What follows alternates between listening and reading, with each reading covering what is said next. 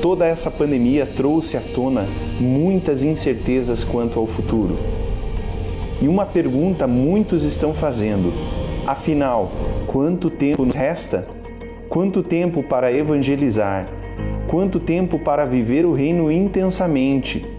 Quanto tempo para cumprir os planos de Deus e fazer discípulos de todas as nações? Não temos como saber quanto tempo temos, mas uma coisa sabemos: a hora é agora.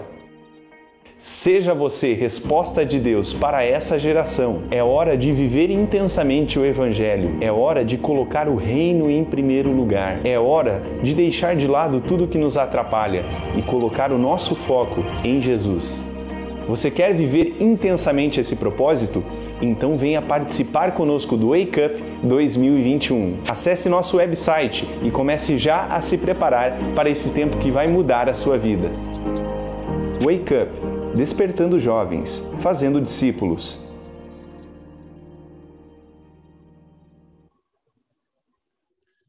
Olá, seja muito bem-vindo à Faculdade Batista Pioneira. Estamos iniciando mais uma live teológica e hoje com um tema super especial, fechando a nossa série da Reforma Protestante. É isso aí. Lembrando que essa live é promovida pela Faculdade Batista Pioneira, instituição de mais de 50 anos de investimento no Reino de Deus e na vida dos vocacionados, os chamados para o ministério. Aqui na Faculdade Batista Pioneira, levamos a vocação a sério, encarando a Bíblia também como realmente ela é, palavra de Deus. Venha você também fazer parte da família FBP. Venha conhecer também dos nossos cursos através do nosso portal batistapioneira.edu.br ou através do telefone WhatsApp 55-3332-2205. Estamos aqui para servir a Igreja de Jesus e pode ser que você esteja desejando se preparar para servir com excelência.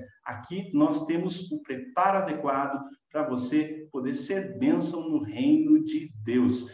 Essa live, ela faz parte de uma série, como eu disse, e hoje nós vamos estar fechando essa nossa série a respeito da Reforma Protestante, abordando o tema Heranças da Reforma e Identidade Batista, para que nós pudéssemos estar conhecendo um pouquinho mais daquilo que nós herdamos como batistas, dos aspectos e características que a reforma nos provê. Nós temos hoje conosco aqui o pastor Clayton. Gostaria de dar um pequeno resumo do seu preparo, da sua carreira, e logo após vou estar passando a palavra ao pastor. O pastor Clayton, ele é marido da Marivete, ele é pai da Hannah, ele é graduado em Teologia e Filosofia, ele é mestre em Teologia e Novo Testamento, é doutor em Teologia, é diretor aqui da Faculdade Batista Pioneira, onde leciona desde o ano de 2001. Também é pastor de missões na Primeira Igreja Batista em Ijuí, no qual nós somos colegas de ministério. Também é presidente da ABBET, Associação Brasileira de Instituições Batistas de Ensino Teológico. Pastor Clayton, seja muito bem-vindo, a palavra está com o Senhor.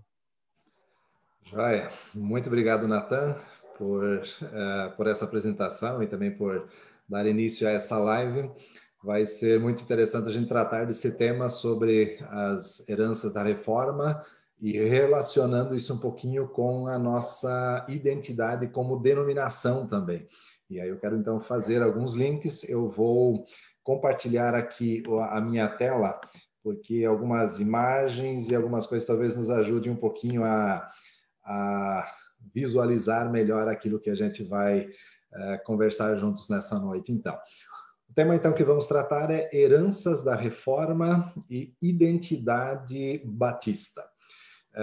Para começo de história, eu quero fazer aqui,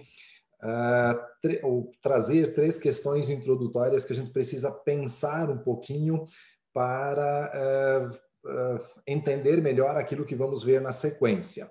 Então, na verdade, são 3 perguntas que eu tenho aqui para início. A primeira delas é tentar definir de forma muito breve o que é reforma e qual o período que essa reforma abrange. Normalmente, nós pensamos na reforma aí por final de outubro, né, especialmente no dia 31 de outubro, que é a data oficial da reforma. E essa data ela se remete ao ano de 1517, quando Lutero afixou nas portas da igreja de Wittenberg as famosas 95 teses que ele estava convidando as pessoas a um debate. Mas a pergunta que eu tenho é, será que a reforma pode ser reduzida ou pode ser pensado apenas nessa data de 31 de outubro, como se esse fosse o evento da reforma, ou nós precisamos ampliar um pouquinho mais? Será que Calvino, Zwinglio, Menno Simons, os anabatistas, ou mesmo antes desse grupo ainda, John Hus, Wycliffe e outros também podem ser relacionados a essa questão da reforma? Se nós pensarmos dessa forma, nós teremos aí um período de mais ou menos talvez uns 2 séculos, ou talvez até mais do que isso ainda, relacionados com não com esse evento da reforma, mas com esse movimento que durou um período muito grande, não esteve restrito apenas a Wittenberg ou apenas à Alemanha, mas esteve envolvido aí praticamente na Europa inteira. Então, essa é a primeira pergunta que a gente tem que fazer. O que é a reforma e qual o período que ela abrange? Eu entendo que sim, é um período maior e não pode ser restringido aí a 31 de outubro, embora é sempre muito interessante quando a gente tem uma data específica e essa data pode ser relembrada de ano em ano também, né? Então, essa primeira questão introdutória que eu queria apresentar. A segunda pergunta é o que nós batistas, né, somos aí de uma faculdade batista, de uma convenção batista, o que nós batistas temos a ver com a reforma, né? Será que nós já estávamos lá, fomos nós que fizemos a reforma, né? Eu brinco às vezes que nós batistas temos uma autoestima muito boa, né? Chega quase a ser um ego autoinflado, né? A gente sempre acha que o que existe é porque nós batistas estivemos envolvidos lá, né? Mas quando a gente olha para a história da nossa denominação e para a história da reforma, né, nós ainda não estávamos lá, né? Os batistas vão surgir aí nas primeiras 2 décadas de 1600, né? E todo esse movimento da reforma ele já é anterior. Obviamente que alguém pode logo fazer a brincadeira, né, perguntando, e o menino que segurava os pregos para o Lutero, quando ele estava lá batendo as teses, né, na porta da igreja, ele era membro da primeira igreja batista de Wittenberg, né? Mas não vai fechar cronologicamente, porque os batistas vão surgir aí mais ou menos um século depois disso. Nesse sentido, nós somos muito mais herdeiros da reforma do que propriamente protagonistas da reforma, né? É claro que a reforma, assim como eu comentei, ela não pode ser restrita àquela data, então ela já inicia antes de 1517, ela ultrapassa isso, e eu diria que talvez até ultrapassa vamos dizer assim, o início da história dos batistas. Há inclusive uma expressão que vem do latim que diz igreja reformada sempre se reformando. Então, nesse sentido, o movimento que acontece com o início dos batistas em 1600, ele também poderia ser colocado ainda dentro desse movimento da reforma, e mesmo coisas que vão acontecer posteriormente ainda. Mas desse evento maior, dessa desse movimento maior do retorno às Escrituras, né, da justificação pela fé, toda essa briga aí com as indulgências, tudo isso, nós batistas chegamos um pouquinho depois. Então, somos mais herdeiros da reforma do que protagonistas. E a terceira questão introdutória que eu queria colocar ainda é a questão, já que estamos falando de heranças da reforma e identidade batista, a gente precisa até se fazer a pergunta, o que exatamente é uma identidade batista? O que são os batistas? E aí nós vamos ter uma dificuldade, assim como temos uma dificuldade de definir o que é reforma, né, e o que tudo isso abrange, falar de uma identidade batista também não é tão simples assim, porque nós temos aí uma variedade bastante grande dentro da nossa denominação.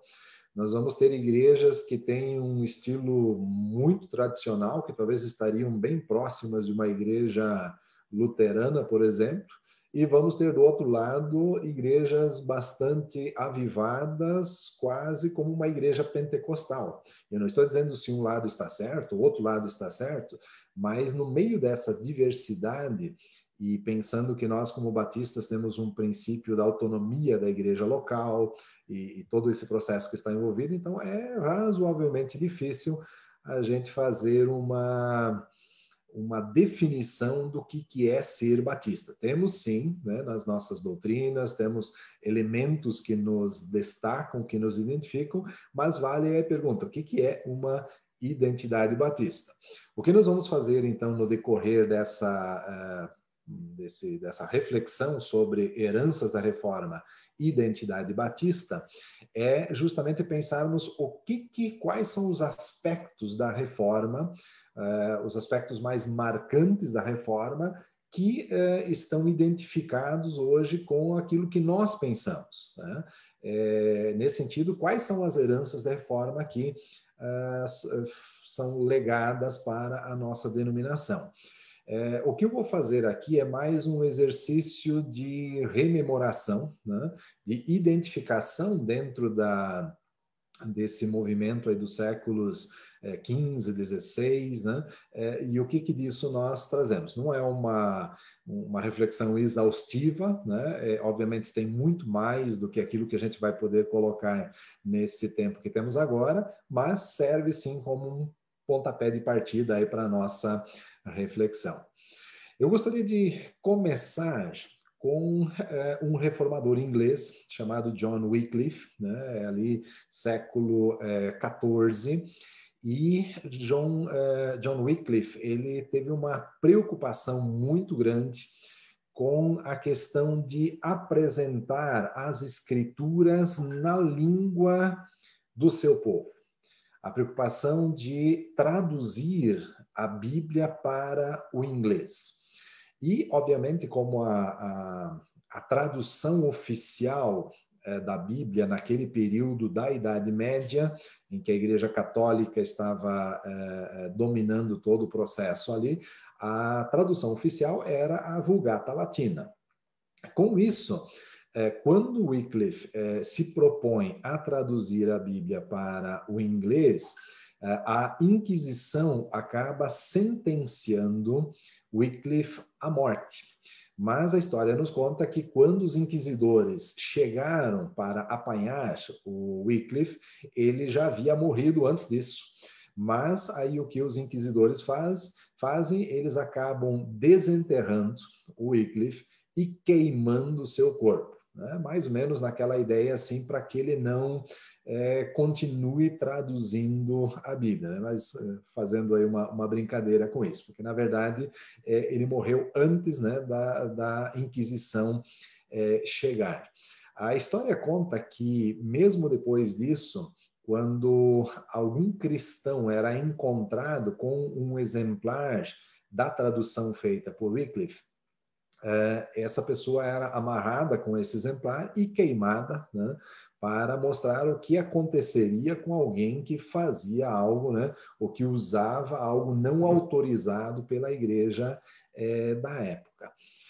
Os historiadores contam que as cinzas de Wycliffe, após ter sido então desenterrado e queimado, as cinzas dele foram lançadas no rio Swit, que cai no rio Avon, que cai no rio Severn, que desemboca no mar, que banha os continentes do mundo todo. Onde quer que o mar tenha levado as cinzas de Wycliffe, ali nasceu a palavra de Deus. É uma forma um pouco romântica ou poética de se relatar sobre a morte de Wycliffe, mas se nós olharmos a realidade hoje, esse sonho que Wycliffe tinha, de que as escrituras estivessem disponíveis na língua do povo. Cada pessoa, cada cristão tem o direito de ouvir a Bíblia na sua língua, né? E olhamos hoje aonde as escrituras já chegaram, as centenas de traduções que nós temos, centenas de línguas nas quais a Bíblia já foi traduzida. Essa frase, ela faz todo sentido. Onde as cinzas de Wycliffe chegaram, hoje temos um exemplar da palavra de Deus. Acho que nós, como batistas, temos algo muito interessante, que é justamente essa preocupação, esse empenho de que a Bíblia esteja à disposição das pessoas. Nós herdamos isso sim, né? Os batistas são muitas vezes conhecidos como o povo da Bíblia, né? O povo que estuda a Bíblia, o povo que se preocupa com os originais. Então, nesse sentido, nós temos algo aí também do John Wycliffe, lá do século XIV ainda, né? Depois disso, gostaria de listar aqui o John Hus, ou Jan Hus, né? Como alguns querem colocar. Ele é da cidade de Praga, hoje na Tchecoslováquia, e John Hus, ele é adepto das ideias do Wycliffe, tanto da questão da tradução das escrituras, né, mas também das suas críticas em relação à igreja oficial da época.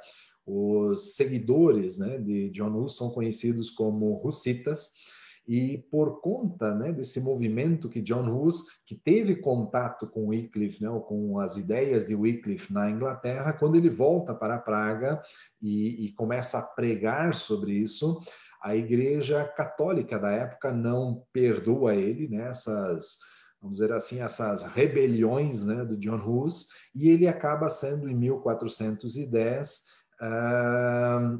excomungado da Igreja. Pouco mais adiante, pelo Concílio de Constança, ele é condenado à morte, né, a ser queimado vivo. E eu queria mostrar aqui uma imagem.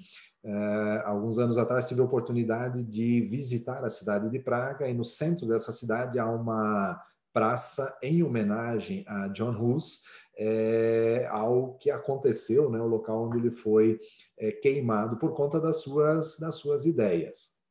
Contam os historiadores que, ao ser ali aplicada a sentença, né, ou estar sendo queimado, John Hus teria dito o seguinte: hoje vocês estão queimando um ganso. A palavra Hus, na língua boêmia, significa ganso. Hoje vocês estão queimando um ganso, mas dentro de um século encontrar-se-ão com um cisne, e esse cisne vocês não poderão queimar. Eu não sei exatamente o que John Hus estava pensando quando ele faz essa declaração próximo da sua morte. Mas é fato que 102 anos depois de John Hus ser martirizado, Lutero estava pregando as 95 teses na porta da igreja de Wittenberg. Normalmente os historiadores acabam identificando Lutero com esse cisne, né, que o John Hus teria dito lá atrás. Não sabemos se ele de forma profética falou sobre isso, mas chama muito a atenção que exatos, né, 100, 102 anos depois vai aparecer Lutero, que é um dos, vamos dizer assim, reformadores mais expoentes dentro da história. Então, temos aí a aprender também com John Hus, e temos também, obviamente, elementos disso dentro da nossa denominação. Próximo item que eu queria colocar aqui, talvez muitos vão dizer, mas o que isso tem a ver com a reforma, né? Eu quero elencar aqui a invenção da imprensa por Gutenberg no ano de 1439. Alguns anos atrás visitamos em Mainz, né, um museu alusivo aí à imprensa, e visitamos esse local onde há ali uma imprensa exatamente no modelo como inventada por Gutenberg e como foram ali feitos as primeiras impressões, né? O que isso tem a ver com a reforma? Deixe-me fazer uma reflexão e voltar um pouco na história. Quando nós estamos no Antigo Testamento, nós temos os hebreus, né, o povo de Israel, nós temos um povo, nós temos uma língua e há uma unidade toda ao redor disso. Quando entramos para o Novo Testamento, há uma mudança de roteiro e agora não é mais apenas restrito a um povo. Agora, as boas novas do Evangelho deveriam chegar a todos os povos, a todas as nações. Mas como fazer isso, né, com essa infinidade de línguas e, né, de nações que nós tínhamos ali?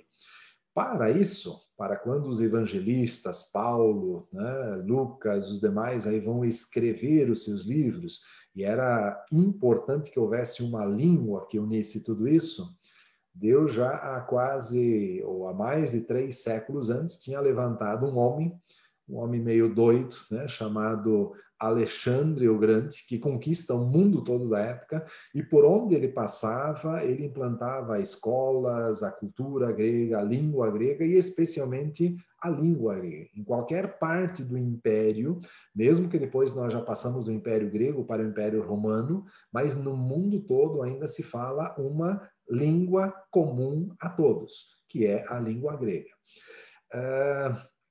Quando nós olhamos essa forma como Deus preparou o mundo para essa apresentação das boas novas para o mundo todo, aí fica interessante nós olharmos a invenção da imprensa em 1439.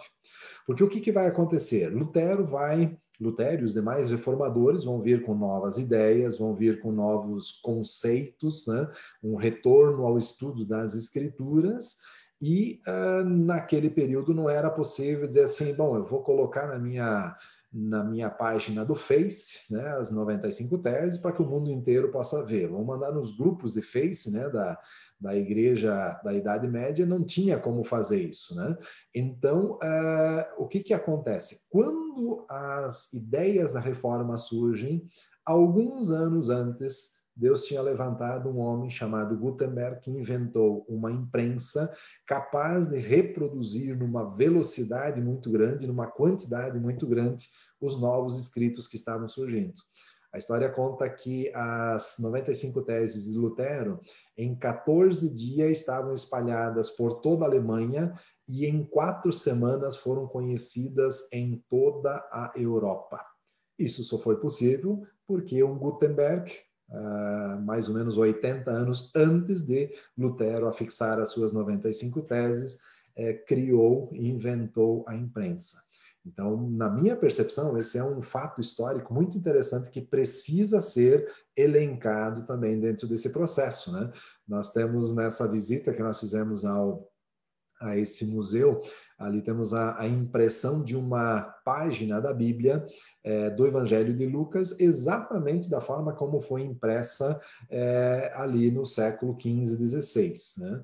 Então, foi possível transmitir ou propagar tanto as escrituras, que estavam sendo traduzidas a outras línguas, como também propagar as ideias dos reformadores numa velocidade muito grande, muito maior do que aquilo que era normal para épocas ou para séculos anteriores. Então, a imprensa, a invenção da imprensa por Gutenberg também pode ser colocado nesse processo todo aí. Bom, nós temos agora o Lutero, né, que é talvez um dos grandes personagens aí da história da Reforma. Lutero nasceu em 1483, na cidade de Eisleben, e vai falecer no ano de 1546, na mesma cidade, né? Ele acaba sendo enterrado em Wittenberg, mas ele morre na mesma cidade onde ele nasceu.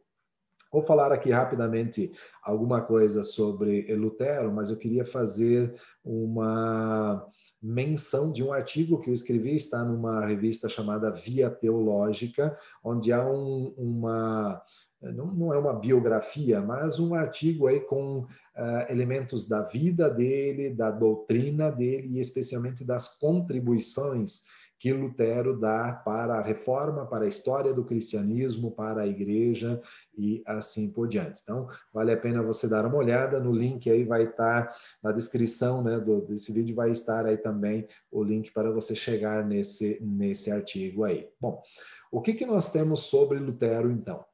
Lutero era um monge católico, era a única igreja daquele período, e no ano de 1511, Lutero foi enviado para Roma com a incumbência de tratar de alguns assuntos e algumas coisas relativas ao convento ao qual ele fazia parte.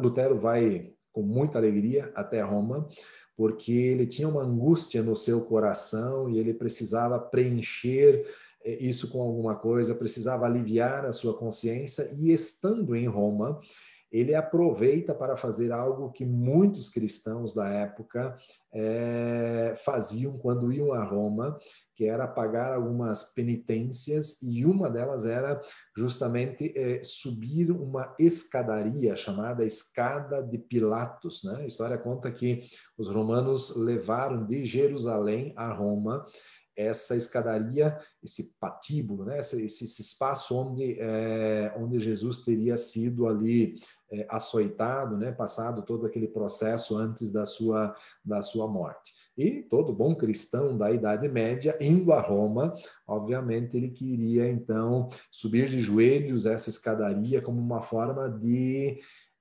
penitência. A história conta que, enquanto Lutero fazia isso, ele ouvia como uma voz de trovão bradando nos seus ouvidos: o justo viverá pela fé. O justo viverá pela fé. Em outras palavras, seria mais ou menos o seguinte: ô Lutero, você pode subir e descer essa escada quantas vezes quiser, pode ser caminhando, pode ser de joelhos, pode ser como você quiser, isso não vai fazer diferença, porque a justiça para o cristão vem pela fé e não pelas obras. E esse processo todo ajudou muito Lutero no seu processo de conversão, né? E eu creio que uma das heranças que nós temos, especialmente aí a partir de Lutero, é essa questão da justificação pela fé. Nós não cremos, como batistas, numa justificação ou numa salvação a partir de obras ou daquilo que nós fazemos, mas sim uma justificação pela fé. E quem trouxe isso de volta dentro da história do cristianismo foi justamente Lutero, né, falando aí da justificação pela fé. Lutero, né, quando ele depois retorna para a Alemanha, né, e passa por todo esse processo aí, vamos dizer, de conversão, né, ele enfrenta aí uma grande luta com a questão das indulgências, né, que estavam sendo vendidas em toda a Europa, e se sabem da história das indulgências, né, que alguém poderia, através, né, da compra de uma indulgência, garantir o perdão dos seus pecados, daquilo que já havia cometido no passado, até de pecados que viria a cometer no futuro. Era só comprar uma indulgência, estava tudo resolvido, né? Com isso você comprava a sua cadeira no céu, o seu lugar cativo para ir direto para o céu. E Lutero não concorda com isso, né? Justamente pelo princípio da justificação pela fé e não pelas obras. E por conta disso, ele decide, no dia 31 de outubro de 1517, afixar aquelas conhecidas 95 teses na igreja do castelo de Wittenberg, né? Ele escolhe esse dia de forma estratégica, porque no dia seguinte era o dia de Todos os Santos, então muitas pessoas afluíam às igrejas, né? Quem venerasse, né, um desses santos seria, né, teria aí né, dezenas, centenas de dias de perdão, né, pelos seus pecados, e então era uma forma bem provocativa dele levar as pessoas a refletirem sobre isso. Mas o que Lutero faz quando ele expõe essas 95 teses, ele não está nesse momento pensando em romper com a igreja, em abrir uma nova denominação ou fazer nada disso. O que ele estava provocando era justamente uma reflexão sobre o que a igreja estava fazendo, né? Inclusive, o preâmbulo dessas 95 teses, às vezes nós conhecemos as teses, mas não conhecemos o que está no preâmbulo. O preâmbulo diz o seguinte: uma disputa do mestre Martinho Lutero, teólogo, para elucidação da virtude das indulgências. Ou seja, vamos nos reunir e vamos discutir qual a validade das indulgências, para que elas servem, né? E aí ele continua: com desejo ardente de trazer a verdade à luz, as seguintes teses serão defendidas em Wittenberg, sob a presidência do reverendo Frei Martinho Lutero, mestre de artes, mestre de sagrada teologia e professor oficial da mesma. Ele, portanto, pede que todos os que não puderem estar presentes e disputar com ele verbalmente, o façam por escrito, em nome de nosso Senhor Jesus Cristo. Amém. Ou seja, o que Lutero está fazendo? Ele está convocando pessoas, e esse texto foi escrito em latim, de tal forma que ele não estava contra o povo que estava comprando as indulgências, ele estava justamente questionando a igreja oficial que estava usando desse método, né? E então ele os convoca para um debate público e vamos ver o que nós podemos extrair disso. Talvez um elemento que a gente pode aqui fazer de associação, né, da nossa identidade batista com o que Lutero tem nesse momento, é o nosso horror que nós temos a qualquer tentativa de colocar algo para ajudar na salvação. Na época, a Igreja Católica queria colocar: só você comprar uma indulgência e você tem a sua salvação, o seu espaço no céu garantido. E Lutero diz: não, isso está errado. Eu creio que nós, batistas, historicamente, temos essa preocupação de que nada seja colocado ao lado da salvação em Jesus Cristo, como se tivesse um mesmo poder, mesmo peso para chegarmos à salvação. Não existe nada, né? E é isso que Lutero vai pregar através das suas 95 teses. Não é comprando uma indulgência que você chega ao céu, que você garante o perdão dos seus pecados. A justificação é somente pela graça, mediante a fé.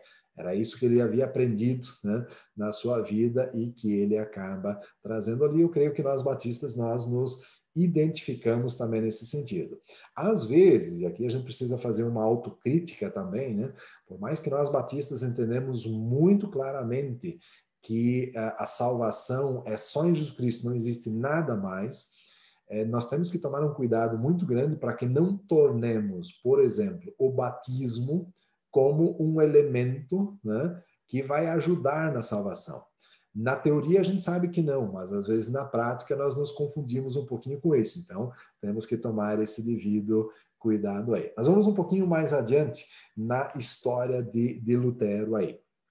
Quando Lutero prega essas teses na porta da igreja de Wittenberg, ele é intimado por Roma, né, pela igreja de Roma, para se explicar.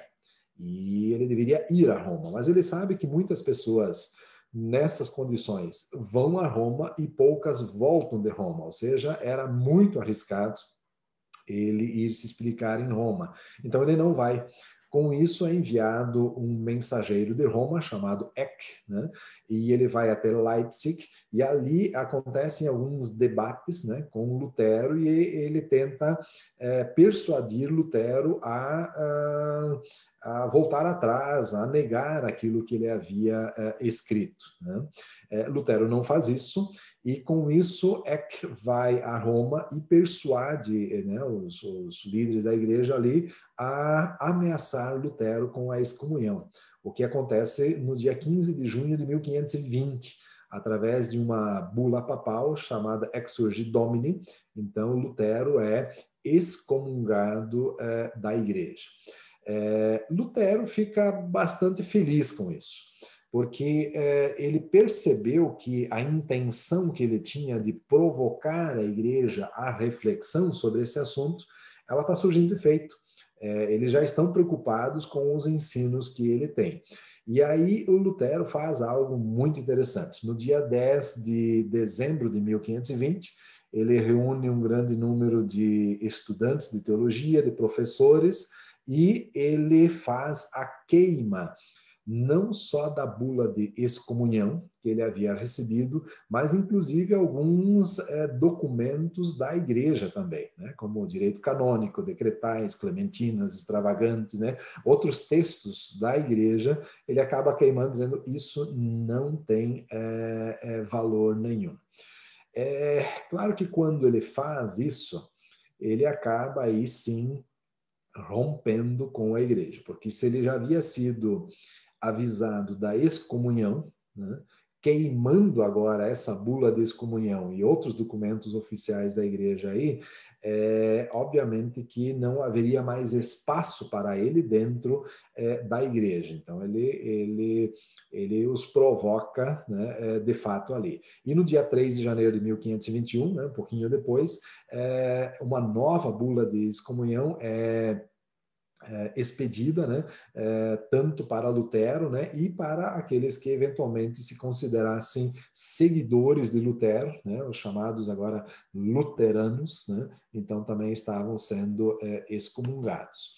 O que acontece um pouquinho na sequência, e obviamente não temos como olhar todos os elementos dessa época, é que Lutero é convocado para uma dieta em Worms, por Carlos V, né, que era o governador de toda aquela região, e ele precisa se explicar e especialmente aquela informação no sentido assim, negue aquilo que você escreveu, aquilo que você disse, aquilo que você crê e termina tudo numa boa aqui. Mas Lutero vai dizer o seguinte: se puderem me convencer pelas escrituras, eu mesmo queimo os meus livros, mas não posso ir contra a minha consciência. Ou seja, ele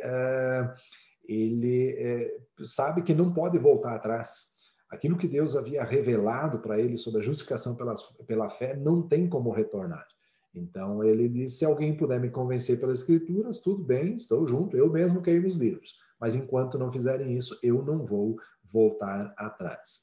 Ele recebe naquela dieta de Worms um salvo-conduto para alguns dias, né? Depois disso ele poderia ser preso e sentenciado à morte. Na verdade, a bula de excomunhão já é praticamente isso, né?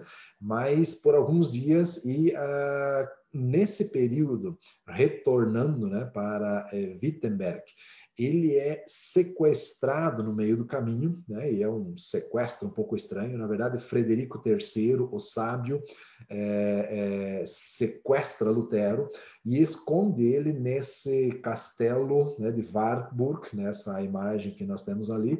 E Lutero passa um bom tempo nesse castelo, disfarçado de Cavaleiro George, né? Até o nome dele é modificado e ele passa aí por um bom tempo escondido nesse castelo. Nesse sentido, Lutero, vamos dizer assim, é um pouco mais astuto e esperto do que outros reformadores que tinham as mesmas ideias, as mesmas preocupações, mas que acabaram morrendo, sendo sentenciados à morte.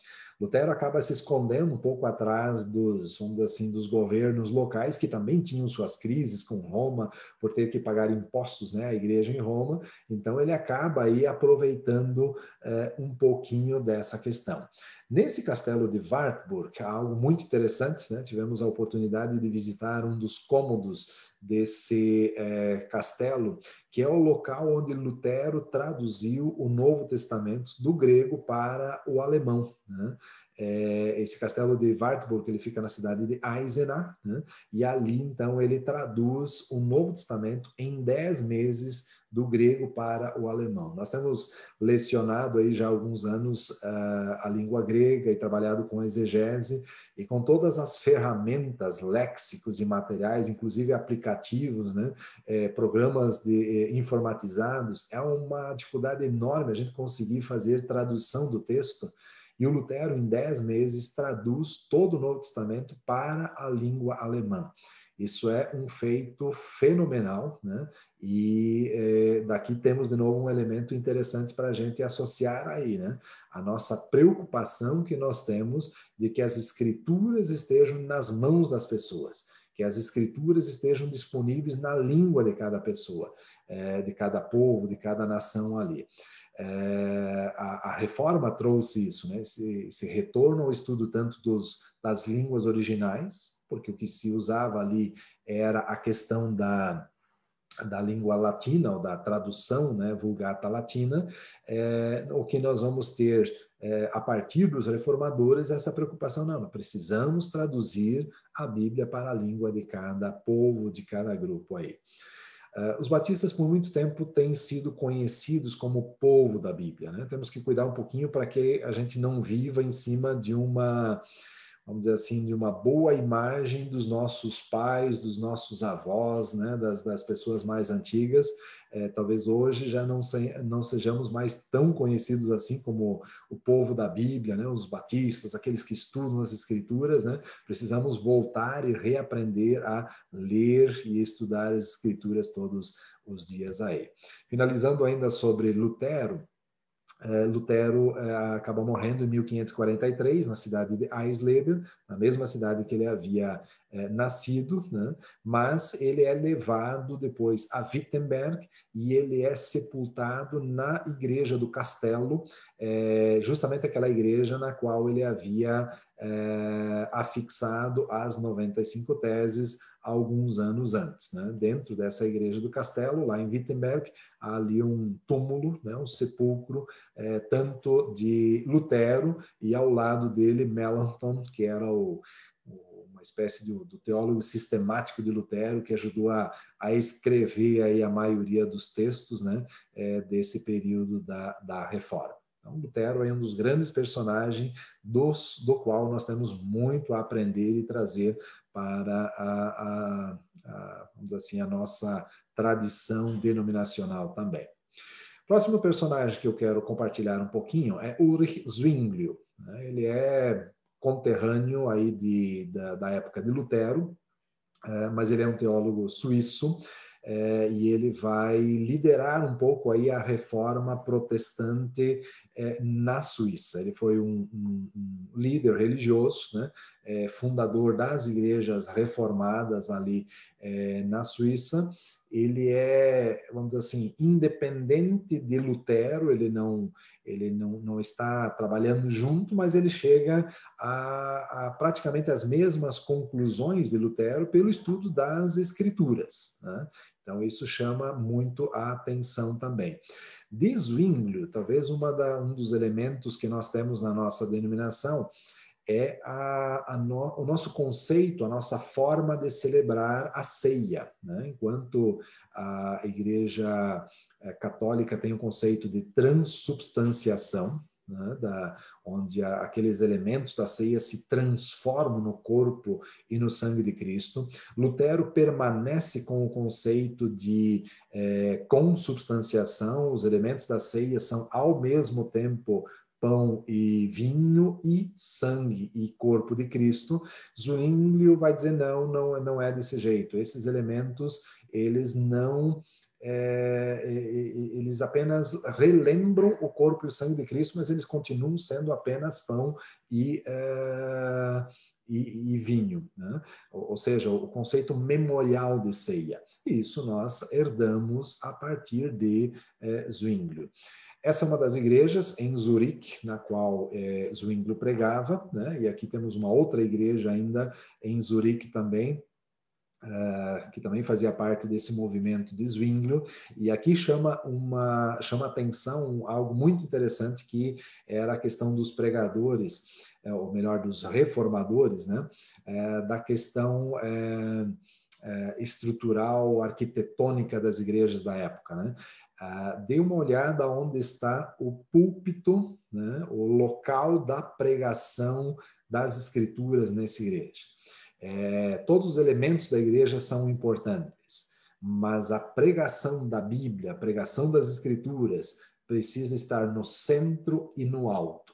É um lugar de destaque dentro vamos dizer assim, da cosmovisão dos reformadores. Eu creio que isso, como batistas, nós também acabamos herdando, né? Essa questão da preocupação de que a pregação da Bíblia dentro do nosso culto, dentro daquilo que nós fazemos, precisa ter um lugar central. Todos os outros elementos são importantes, mas a Bíblia precisa estar num local de destaque. Outro reformador muito importante desse período é João Calvino. Ele é um pouquinho posterior a Lutero e Zwinglio, né, ali já 1509 a 1564.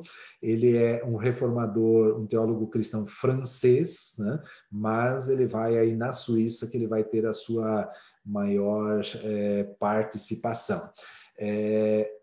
Nós temos ali na cidade de Genebra, né? Nós temos aí esse grande grande monumento, né? Com Farel, Calvino, Beza, Knox, que são os grandes reformadores suíços ali, e Calvino então fazia justamente liderava esse movimento de reforma. Na verdade, não reforma. Enquanto Lutero queria reformar a igreja, Calvino acreditava que a igreja estava tão degenerada que não tinha como reformar, não tem mais jeito. Nós precisamos romper, né? Então, Calvino se propõe a organizar aí uma nova igreja que se identifica mais com a igreja primitiva. Então, Calvino talvez possa ser identificado muito mais como alguém de ruptura do que propriamente de reforma. Lutero queria reformar a igreja. Calvino parece que queria romper porque não tinha mais o que fazer. De Calvino, talvez o que hoje mais fica aí evidente, né, nos nossos dias aí, são as chamadas doutrinas calvinistas, né, especialmente quando se fala aí da predestinação, de que a salvação é operada unicamente por Deus, né, e essa doutrina ela precisa ser compreendida contra o pano de fundo daquela época. Eu digo isso porque às vezes nós temos hoje pessoas que são mais calvinistas do que o próprio Calvino, né? Quando nós olhamos o período da reforma, nós vamos ter justamente essa ideia de que a salvação ela está única e exclusivamente dependente do ser humano. É você que vai comprar uma indulgência, vai garantir a sua salvação. Você vai comprar um lugar, uma cadeira no céu. Você vai comprar o perdão dos pecados, ou seja, com as suas obras, você vai garantir tudo. E vem Calvino e diz, não, isso está errado. Nós precisamos entender que a salvação é pela graça, pela fé e ponto final. Então, o que Calvino faz é um movimento, a gente chama isso de movimento do pêndulo, né? Vai de um extremo onde se dizia, não, o ser humano é o único responsável por isso, e Calvino diz isso está errado, nós precisamos ir para a outra extremidade, não, só Deus é responsável pela salvação humana, né? Obviamente que depois, né, no decorrer do tempo, vão aparecer outros reformadores, outros teólogos e vão ajudar a compreender isso um pouco melhor. Mas eu digo que hoje nós temos, às vezes, alguns calvinistas mais calvinistas do que o próprio, até o Calvino talvez se assustaria com alguns teólogos de hoje em dia aí, tá? Um pouco mais adiante, nós temos aí outros elementos que são todo esse movimento anabatista. Esse movimento anabatista ele não é capitulado por uma pessoa, né, e nem num só lugar, mas num conjunto todo de lugares. Os anabatistas, na verdade, eles foram chamados dessa forma, não foi o nome que eles mesmos se deram, por conta do novo batismo, do batizar de novo, né?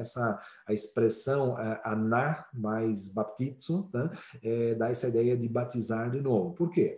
Porque eles criam que o batismo deve suceder à fé. Né? Então, somente adultos ou somente pessoas conscientes da sua salvação é que faz algum sentido serem batizados. Então, assim como nós herdamos o conceito de ceia de Zwinglio, o conceito de batismo nós herdamos dos anabatistas.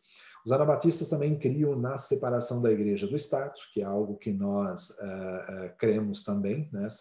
Essa separação. A igreja tem uma função e uma missão, Estado tem uma missão e uma função, e não podem se misturar, e um não pode fazer a função do outro. Né?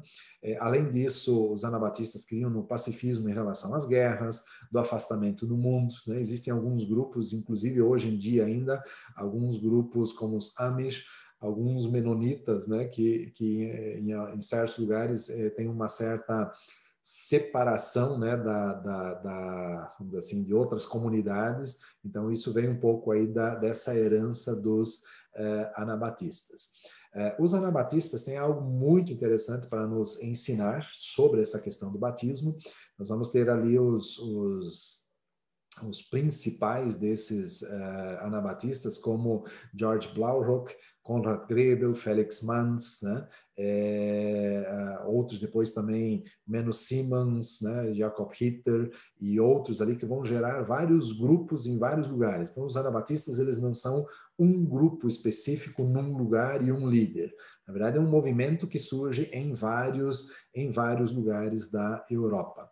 Essa imagem que nós temos ali é do rio Limmat, onde Felix Manz e alguns outros acabaram sendo afogados. E a história conta que a sentença deles era mais ou menos o seguinte: já que vocês querem água vão ter, né? Estão falando de batismo, batizar de novo e assim por diante. Se vocês querem água, então água vocês vão ter. Aí amarravam uma pedra, uma bola de ferro no pescoço e jogavam no rio para que essa pessoa fosse afogada. Então, nós vamos ter parecido com isso um outro reformador anabatista, que é o Jacob Hitter, né? Agora na cidade de Innsbruck, na Áustria, né? Da onde vêm os Huteritas, né? Que também se preocupavam com essa questão do batismo, né? De pessoas que, de alguma forma, já estavam exercendo e manifestando a sua fé, e não o batismo infantil, como era a igreja oficial da época. Aqui nós temos um elemento bem interessante da reforma. Nós precisamos entender a importância dos anabatistas dentro desse movimento todo do século XV e XVI. A Igreja Católica era a única igreja da época, era a igreja oficial. E a Igreja Católica tinha a compreensão, assim como tem até hoje, que o reino de Deus e a igreja, obviamente a Igreja Católica, é a mesma coisa. Então, se você está na igreja, você está no reino. Se você não está na igreja, você não está no reino. E a forma de você entrar para a igreja sempre é através do batismo. Então, se você é batizado, você está na igreja. Se você está na igreja, você está no reino. Não se batizou, não está na igreja, obviamente não está no reino, vai para o inferno. A conta é muito simples. Quando os anabatistas chegam e rompem com a questão do batismo, dizendo assim, não é desse jeito que funciona, a pessoa precisa crer primeiro e depois, através do batismo, testemunhar dessa sua fé. Isso é um rompimento enorme, né, com a igreja da época, não só com a igreja católica, mas com alguns outros movimentos da época, e gera essa perseguição enorme aos anabatistas. Mas é dos anabatistas que nós temos aí, então, essa, vamos dizer assim, a nossa forma de batismo, né, o nosso jeito de batizar. Se a gente fosse fazer um resumo das principais ideias da reforma, talvez essa síntese nessas 5 expressões, sola gratia, sola fide, solus Christo, sola Escritura e soli Deo gloria, né? Que traduzindo aí somente a graça, salvação é somente pela graça, a nosso meio de aceder a ela é somente através da fé, somente Cristo é Salvador, a única regra, né, de valor para nós são as Escrituras, e a glória por todo esse processo é somente a Deus, nada mais do que isso. Talvez essas 5 expressões são a síntese do que nós herdamos como grande teologia da Reforma. Essas expressões, elas não surgem na Reforma, né? Nem Lutero, nem Calvino, nem Zwingli, nenhum deles sistematizou esses 5 pontos aí. Isso vai surgir um pouco mais depois na história da teologia, na história do cristianismo, mas para nós serve aí como um bom resumo para isso. Tanto que, alguns anos atrás, alguns professores aqui da Faculdade Batista Pioneira nós nos reunimos e cada um escreveu um capítulo sobre um desses 5 solas, né? E até gostaria de sugerir aí como uma leitura, né, para complementar aquilo que a gente está vendo aí nessa live, nessa palestra de hoje aí. Um outro material que poderia ser interessante é um documentário produzido pela Rádio Transmundial chamado Caminhos da Reforma. No ano de 2016, pastor Luiz Saião, pastor Itamir Neves e eu, junto com o grupo, fizemos uma viagem para a Europa, visitando 7 países, e ali, nos locais onde as coisas aconteceram, foi gravado esse documentário. Posteriormente, ele foi acrescido ainda de mais alguns outros estudiosos aqui no Brasil, com algumas informações, mas é um documentário que faz uma síntese de mais ou menos umas 2 horas de todo esse movimento da reforma. Então, sugiro também esse material. E finalizando, nós poderíamos fazer aqui ainda uma breve aplicação para as nossas vidas. Essa imagem que está na tela aí é a casa em Eisleben, onde Lutero acabou falecendo em 1543. Ou seja, essa cama aí foi o leito de morte de Lutero. Quando eu olho para a vida de Lutero e para a vida de alguns outros reformadores, eu gostaria de fazer uma aplicação aqui a partir de um texto que está no livro de Atos, capítulo 13, verso 36. Ali há um testemunho a respeito de um personagem do Antigo Testamento, que é Davi. E o texto diz assim: porque, na verdade, tendo Davi servido a sua própria geração, conforme o desígnio de Deus, adormeceu, foi para junto de seus pais. Que forma nós poderíamos aplicar isso a Lutero, a Zwinglio, a Calvino, aos Menonitas, a Jan Hus e aos demais reformadores? Talvez você não concorde com tudo o que cada um deles fez. Talvez se diga assim, não, mas o Lutero não fez toda a reforma. Ele continuou batizando crianças, ele continuou fazendo outras coisas. Ah, mas Calvino também não fez tudo, nem os Zwinglio fez tudo o que precisava. Olha, nem os anabatistas, nem os batistas depois, né? Mas o que nós poderíamos olhar para esses personagens é que Deus os usou dentro da sua época, dentro da sua geração, conforme o desígnio de Deus. Tendo Davi servido a sua própria geração, conforme o desígnio de Deus, adormeceu. Eu poderia ler essa frase para cada um dos reformadores. Tendo Wycliffe servido a sua geração, tendo Jan Hus, tendo Lutero servido a sua geração, tendo Calvino, Zwinglio, Menno Simons e todos os outros reformadores servido a sua própria geração, conforme o desígnio de Deus, conforme Deus queria que eles servissem a sua geração, eles adormeceram e foram reunidos aos seus pais. A reflexão final que eu faço nessa palestra sobre heranças da Reforma e Identidade Batista é: o que dirão daqui a alguns anos a nosso respeito? Quando olharem para trás e olharem a nossa geração e nós como líderes das igrejas desse período, será que dirão esse mesmo testemunho a nosso respeito? E o Clayton, naquele período, serviu a sua geração conforme o desígnio de Deus. E aí coloque o nome de cada um de vocês que está assistindo a essa palestra também. Será que nós vamos ter servido a nossa geração conforme o desígnio de Deus? Davi fez isso. Por mais que ele tivesse cometido erros e falhas e pecados na sua época também, mas ele serviu a sua geração conforme o desígnio de Deus.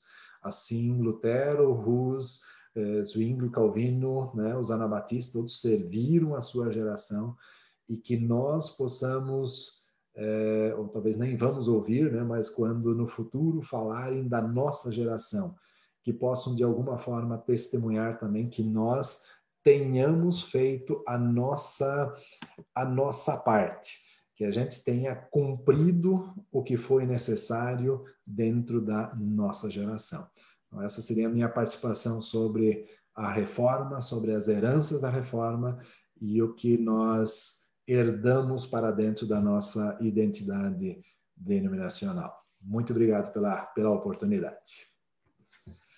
Muito bem, pastor. Uma história e tanto. Com certeza, esses homens, através da história, mudaram muito daquilo que nós cremos hoje, mas poderíamos dizer que esse momento foi uma grande aula, mas também uma grande mensagem, um momento de reflexão. Que possamos estar firmados na palavra, nas sagradas escrituras, mas também que possamos fazer a diferença e marcar a história. Se você que está aí nos acompanhando tem interesse em adquirir esse material, o livro que o pastor mencionou, que foi produzido por 5 dos nossos professores aqui da Faculdade Batista Pioneira, você pode entrar em contato conosco através do telefone e WhatsApp 3332-2205. Temos poucas unidades. Entre em contato conosco, preço bem acessível, nós enviamos aí direto para você. Pastor Clayton, muito obrigado por esse momento tão agradável e edificante. Com certeza fomos desafiados e que nós possamos aplicar agora isso tudo que nós aprendemos. Não é apenas conteúdo histórico, mas sim um desafio a todos nós. Muito obrigado, pastor Clayton. Semana que vem teremos novamente mais uma live. Contamos com a participação de todos. Toda quinta-feira temos nosso horário marcado, onde vamos estar sempre nos aprofundando na palavra e no conhecimento das coisas concernentes ao reino de Deus. Gostaria de entregar a palavra novamente ao pastor Clayton. Gostaria de deixar uma despedida aos nossos espectadores, pastor? Sim, eu quero reforçar aquilo que eu acabei falando no final da breve palestra que a gente fez. Seja a resposta de Deus para essa geração. Faça a sua parte conforme os desígnios de Deus para aquilo que Deus nos colocou nesse período, nesse tempo, no lugar onde estamos, né? Igreja reformada sempre se reformando. Essa é a nossa vez de fazer a nossa parte. Que Deus abençoe a todos que estão nos ouvindo nesse momento. Muito bem, muito bem. Então fica aí o desafio. Contamos com a participação de todos vocês que estiveram conosco, comentaram. Muito bom ter essa interação com os irmãos. E fica o convite. Venha você também fazer parte da família FBP, pois aqui a sua vocação é levada a sério. Que Deus abençoe a noite de cada um de vocês.